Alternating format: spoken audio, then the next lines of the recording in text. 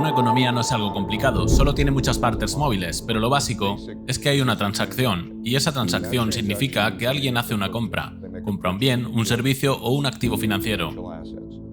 Esa compra se puede hacer con dinero o crédito. Si es con dinero, cuando haces una compra con dinero, terminas la transacción, no debes nada. Cuando la haces con crédito, entonces hay un pasivo. Tienes que conseguir el dinero, porque un crédito, como la deuda, es una obligación de entregar dinero. Así que hay una transacción básica, hay un gasto. En otras palabras, la cantidad total de dinero y el crédito gastados en un bien o servicio. Y luego está el artículo que se compra, una acción, un bono, un automóvil, un pastel de trigo. Esa es la transacción. La demanda se mide mejor en términos de gasto. Sabes, creo que en la economía tradicional es un error medirla en términos de la cantidad de bienes. Lo que se entrega en una compra es dinero o crédito. Por lo que pasamos es por un ciclo. Pasamos por un ciclo de crédito. Se puede crear un crédito. No se crea a través de la velocidad, como se cree comúnmente. Se puede crear de la nada. Si entro en una tienda o hago que alguien pinte mi casa y digo, voy a pagarte más tarde, he creado un crédito que contará en el PIB. Será un elemento de producción. Entonces, lo que tenemos es un ciclo de crédito. Si no hay mucha deuda, si no tienes mucha deuda, entonces tienes la capacidad de pedir dinero prestado. Digamos que ganas $100.000 al año y no tienes ninguna deuda. Entonces puedes pedir prestado $10.000 al año. Por lo tanto, puedes gastar $110.000. Tu gasto de $110.000 es el ingreso de $110.000 para otra persona. Así que esto tiene un efecto positivo y pasas por un ciclo. Y durante ese ciclo gastas 110.000. Ellos ganan 110.000 y nosotros. Y el ciclo se vuelve a reforzar. A través de ese ciclo, la deuda aumenta más rápido que los ingresos. La deuda aumenta más rápido que los ingresos. La deuda no puede aumentar más rápido que los ingresos para siempre. Por lo que mientras la deuda aumente más rápido que los ingresos, tienes un ciclo de deuda.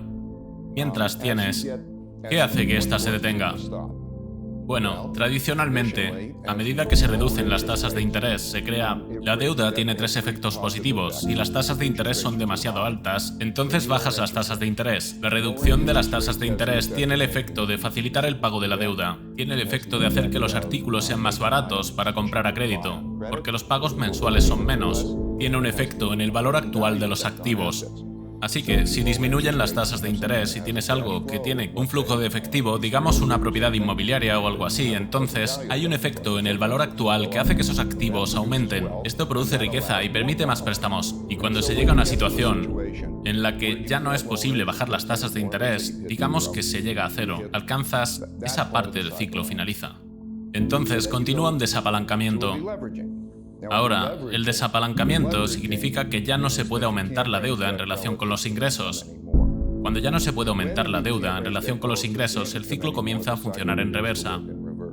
Así que, creo que la gente, si ellos no hacen un muy buen trabajo al calcular de forma incremental cuáles son los efectos sobre la demanda, pero digamos que vienes con un crecimiento de la deuda en algo así como el 10% y en su lugar pasas a un crecimiento de la deuda del 5%. Eso tiene un efecto negativo en el crecimiento. Es el cambio marginal de ese nivel el que produce un efecto negativo en el crecimiento. Así que tradicionalmente en los desapalancamientos, ese efecto negativo que ocurre en, digamos, Europa, es un caso muy clásico. Estos sistemas bancarios españoles son un caso muy clásico, el sistema bancario europeo. Ya que los bancos se apalancan en una cierta tasa y no pueden apalancar más que a esa tasa, y disminuyen la tasa a la que están apalancando. Esto tiene el efecto de comenzar un desapalancamiento. Un desapalancamiento significa entonces que los ingresos, el gasto, todo, produce una especie de ciclo negativo que genera el comienzo de una depresión.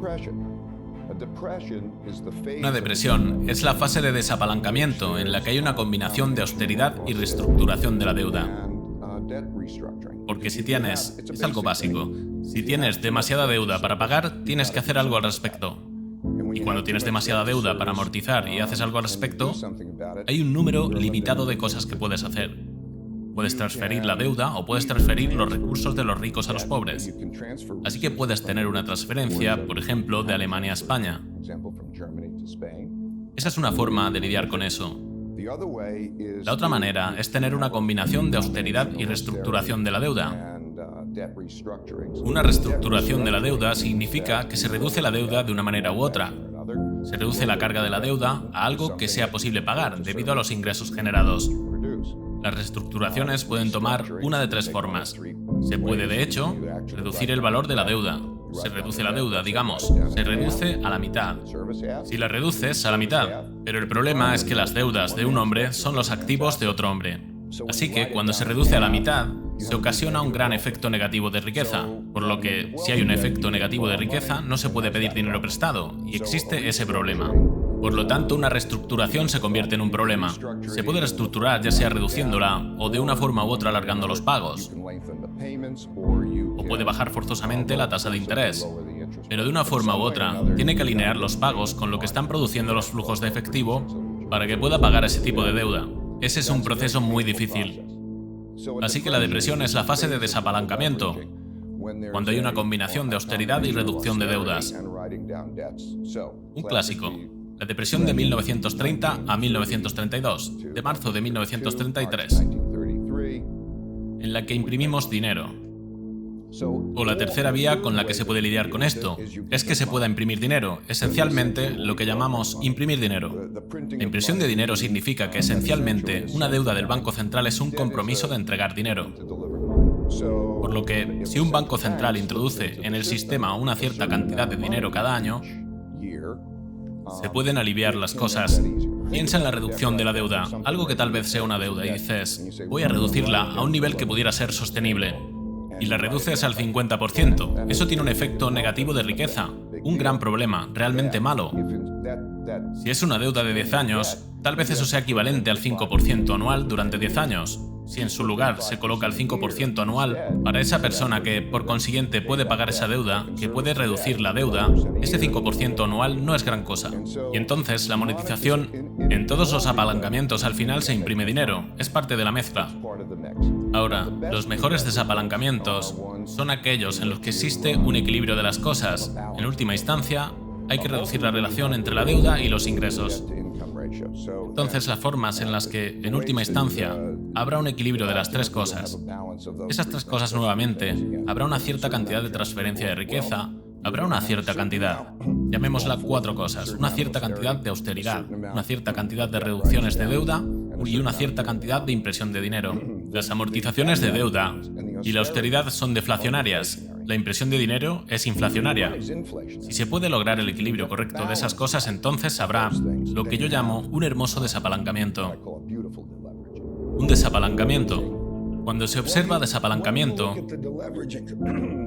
la relación deuda-ingresos... Gracias, estoy bien. Si miras la relación deuda-ingreso y te preguntas ¿cómo han bajado con el tiempo? ¿Inglaterra después de la Segunda Guerra Mundial? ¿O los Estados Unidos y la Gran Depresión? En todos estos casos en los que la relación entre la deuda y los ingresos se redujeron, ¿cómo se redujeron? Se redujeron en condiciones relativamente buenas al tratar de... por esa combinación. Hay una cierta... La razón número 1 es que hay suficiente impresión de dinero. Que la tasa de crecimiento nominal en el PIB tiene que exceder la tasa de interés nominal. Porque, piénsalo, hay una cierta cantidad de deuda y hay un cierto costo de amortización de la deuda. Y si esa tasa de interés de la deuda es más alta que la tasa del PIB nominal, eso significa que se agravará, a menos que se continúen haciendo recortes, y eso produce una consecuencia negativa. Así que lo más importante en estos desapalancamientos, como lo está haciendo ahora Estados Unidos, es que es tener suficiente impresión de dinero para producir una tasa de crecimiento nominal que esté por encima de la tasa de interés nominal durante un periodo de tiempo. Estoy simplificando demasiado, pero eso es solo lo más importante. Así que ahora, cuando tomamos 2007, y eso solo describe un poco el patrón, estos patrones han sucedido repetidamente. Han sucedido en, ya sabes, las reestructuraciones del FMI. Puedes volver atrás y estudiarlos todos, son todos desapalancamientos y todos son casos clásicos y todos son bastante simples. Así que en 2007 y también en el caso europeo, lo que tuvimos fueron tasas de crecimiento de la deuda, que fueron tasas insostenibles de crecimiento de la deuda. Ahora, el error de la política monetaria, creo que el error más común de la política monetaria, es que tiene como objetivo la inflación y el crecimiento. Y aunque la inflación y el crecimiento son importantes, realmente lo que hace producir deuda y que a lo que hay que prestar atención es al crecimiento de la deuda en relación al crecimiento de los ingresos, la riqueza en relación con la sostenibilidad. Y lo que sucede es que muchas veces hay un gran crecimiento de la deuda que se destina a la compra de activos financieros. Eso es una burbuja clásica. Es peor que... Es una situación más riesgosa que la inflación. Así que tomas 2007 o esos periodos y ves que hay mucho crecimiento de la deuda, que se está acumulando para la compra de activos financieros, y luego miras en los activos financieros y dices, no podrán pagar esa deuda. Y eso produce una burbuja. Es lo que produjo la burbuja de 1929, en Japón la burbuja de 1989, la de 1990. Eso es lo que produjo la burbuja de 2007.